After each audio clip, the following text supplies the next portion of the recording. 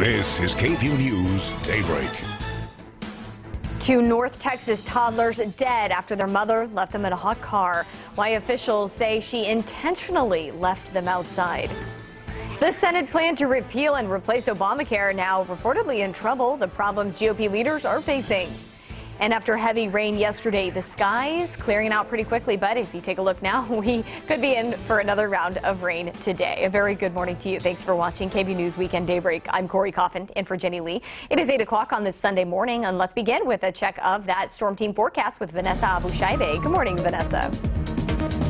Good morning, Corey. We're just loving this morning. Sunday morning's looking a lot better than that triple-digit heat we saw last week. Let's take a look at that map.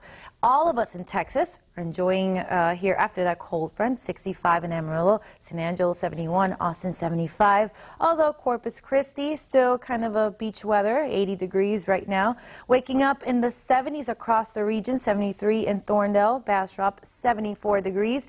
And as you can see, the rain chances will continue here throughout the day. 81 by 1 p.m., 82 5 p.m., and then we'll start dropping again. So yes, an umbrella is needed possibly for today, just because we will hold on to those rain chances for the next 48 to 72 hours. I'll say that because look at our hour-by-hour forecast, where we'll continue here in the 70s up to the 80s, but kind of an active radar here for the rest of the morning and afternoon, also throughout the evening. Now, by tomorrow, we will see a lot more sunshine, but we won't rule out those rain chances and those scattered storms around the area. We might be seeing an inch to a couple of inches of rain within the next couple of days. So I'll definitely have your extended forecast and explain it a little further coming up next. Corey? Vanessa, thank you. Now to a tragic story in Houston. The body of a 7-month-old baby boy found in the back seat of a hot car Friday night. According to detectives, the 36-year-old father forgot to drop the baby off to a babysitter before heading to work that morning. Investigators say when his wife called asking where their baby was, the father went to the car about 7:30 that evening and found the boy unresponsive in his car seat. The majority of folks are not going to purposely leave their kids in the car. They do that on accident, which shows negligence. Now, this case is under investigation by the Houston Police Department. Police say the case will now likely be referred to a Harris County grand jury. A mother near Dallas also facing charges this morning for leaving her 2 kids in a hot car last month. 2 toddlers died after being locked in a hot car for several hours to, quote, teach them a lesson after her 2-year-old refused to get out of the car. Cynthia Randolph says that she closed the door on her kids thinking that they could get out by themselves. Investigators say Randolph then went inside and fell asleep inside her home for several hours. The 16-month-old baby boy and her 2-year-old daughter found dead. Randolph now facing first-degree felony counts of injury to a child causing serious bodily injury. All new this morning, almost 150 people were killed in Pakistan after an oil tanker burst into flames. Officials say that tanker flipped over on a highway southwest of Multan. After the crash, hundreds of people from a nearby village rushed forward to help collect the leaking fuel. Well, officials say they believe that a spark from the cars passing by ignited the fuel, causing the tanker to burst into flames. 148 people were killed in that blast and dozens of others hurt in critical condition. President Donald Trump making a big push for the controversial Senate health care bill, and it's putting some Republicans on edge as we head into a potentially critical vote this week. ABC's David Wright has more for us from the White House. As the final push begins for the Senate bill to repeal and replace Obamacare, the GOP appears to be well shy of the votes they need. Of the 52 Republicans in the Senate, 5 have said they'll vote no. 4 others have expressed concerns. No Democrats support the measure at all. Bernie Sanders, for one, out there campaigning against it. This bill is a moral outrage. It must be defeated, and together we will do just that. But the White House is playing hardball. We'll get it done, even if we don't have any help from the Democrats. We'll get it done. After Nevada Republican Dean Heller said the bill would be catastrophic for low-income residents of his state. It's going to be very difficult to get me to a yes. A pro-Trump PAC threatened $1 million ad buy against him in his re-election fight next year. The president doing his best to charm and cajole votes in his tweets and interviews. And I don't think they're that far off. I don't think they're that far off. You know, famous last words, right? But I think we're going to get there. The president is also keeping a sharp eye on the Russia investigation. CIA Director Mike Pompeo, in his first interview, insisted Trump is an avid consumer of the intelligence. President Obama consumed his intelligence in a different way. President Trump is incredibly demanding of the intelligence community, asks us incredibly difficult questions, and then counts on myself and other leaders in the IC to deliver those answers for him.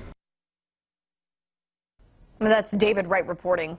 A Lyft driver in custody this morning after police say he pulled a gun on a pedicab driver and threatened to kill her early yesterday. That's according to our partners at the Austin American-Statesman. Austin police arrested 58-year-old Lyft driver Robert Rush on suspicion of aggravated assault with a deadly weapon. According to the affidavit, it all started after Rush nearly hit a pedicab cyclist Brandy Tribble on Rainey Street. Tribble began yelling at Rush and kicked his car. Rush rolled down the window, pointed a black handgun toward Tribble's head, according to the report, and said, quote, "I will kill you." Nearby officers arrested Rush and found a realistic-looking BB gun. Lyft did release a statement on this saying, quote, "This type of behavior is completely unacceptable," end quote. They also say the company has a strict no weapons policy. A Uvalde County grand jury will meet Monday to decide what, if any, charges will be filed for a crash that killed 13 people earlier this year. 20-year-old Jack Dylan Young, seen in this video here swerving and running off the road just before the crash in March. He hit a church bus from New Braunfels head on. The DA met with the families of the victims and their attorneys on Friday. Sounds like the district attorney has a really good plan to make sure that these families can get some closure. Through the civil litigation, we're hoping to bring some of the facts of distracted driving, driving under the influence, to make sure that something like this doesn't happen again. Young says he was texting while he was driving and had taken prescription drugs. Investigators found those pills and marijuana in his truck. Tomorrow, the Austin ISD Board will hold a special meeting where they'll discuss the district's bond proposal. We hope to finally learn more about the proposed bond that could go before voters in November. The district wants to stay below the $1 billion mark. Otherwise, they'll have to raise taxes. Some projects include a potential new middle school in Northeast Austin, along with 2 other schools. The district is welcoming public comment on the proposed projects. That meeting is Monday at the Carruth Administration Center. Fireworks are officially on store shelves this weekend for shoppers, and many are already throwing down hundreds on explosives. Nationwide, the shoppers dished out about $755 million in fireworks in 2016. This weekend alone, many spent thousands on the first day. One shopper at the American Fireworks Warehouse in Del Valley says she's excited for this year. Soli is from Arizona, a state that bans consumer fireworks because of the extreme dry heat there. She says although she doesn't know much about the explosives, she understands safety is important, something she learned as a child playing with sparklers. Part of it fell off and fell into the back of my shirt, and so I ended up burning part of my back. Well, it's a common problem. In fact, most fireworks injuries happen between the end of June and early July. 2 years ago, Austin firefighters were called to an apartment fire after 3 boys set off fireworks in their bedroom. 2 suffered burns. An Austin fire chief says that kids should never be allowed to near them. Adults should soak the fireworks when they're finished using them. And if a person is caught using fireworks within city limits, fines of more than $500 can be issued.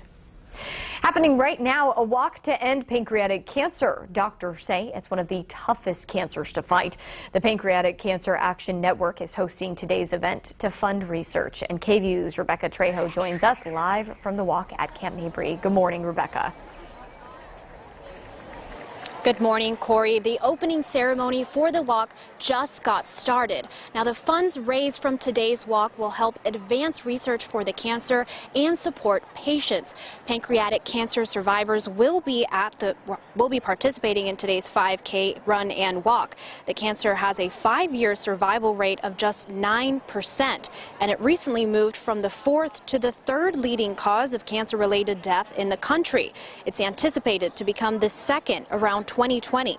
It's also the 9th most commonly diagnosed cancer in women and the 11th in men. The research being explored includes early detection recognition, using registries of patients with a family history of pancreatic cancer, developing drugs that target specific gene mutations, and harnessing a person's immune system for cancer treatment. And we will have a full recap of today's event on KVUE News at 5:30 this evening. Live at Camp Mabry, Rebecca Trejo, KVUE News Daybreak. All right, Rebecca, we appreciate that.